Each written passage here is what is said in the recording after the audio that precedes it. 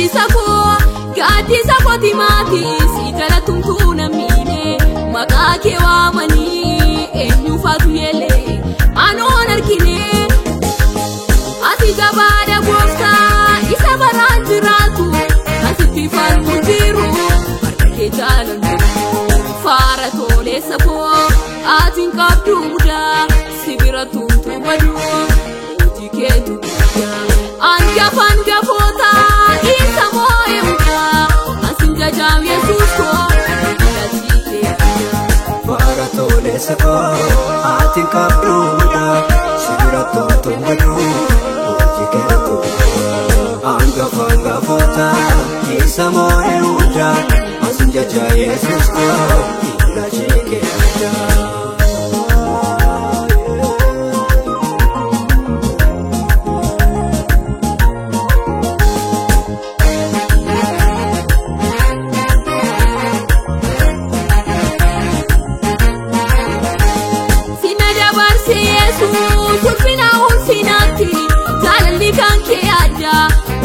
Gana fonte gadna birada tali se dok senisu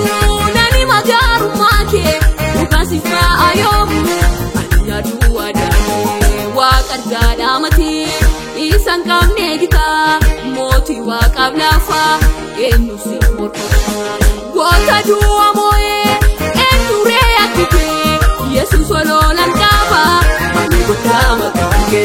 fara tole sapo atin kapduda sibira tumtu madu utiketu anja fanga fota isa moye muda asinja jam Yesus ko latike fara tole sako atin kapduda sibira tumtu madu utiketu anja fanga fota isa moye muda asinja jam Yesus ko latike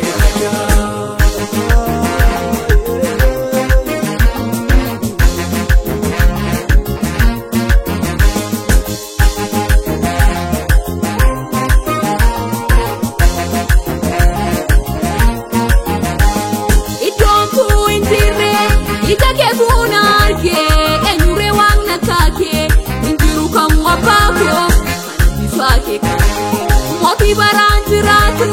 lasen jetirre hali ano sinarke Yesus kamne madani fara tole sako atin kapduda sibira tumtu badu utiketu anja fanga fota isa moye muda asinja jam Yesus ko latike fara tole sako atin kapduda sibira tumtu madu utiketu anja fanga fota isa moye muda asinja jam Yesus ko latike fara tole sako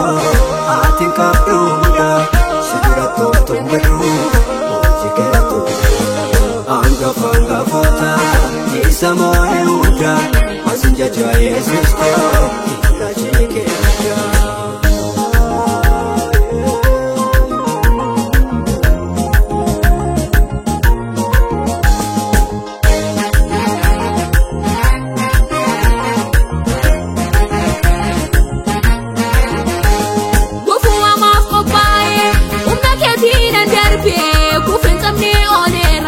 Gargaarsa oli sanan jireenya tidaddeera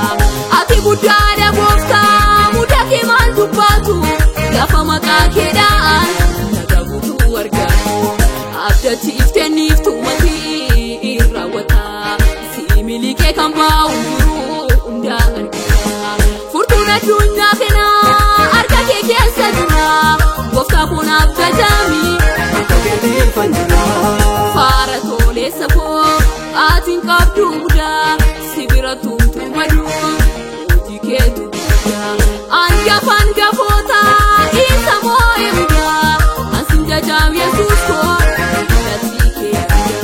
fara tole sako atin kapduda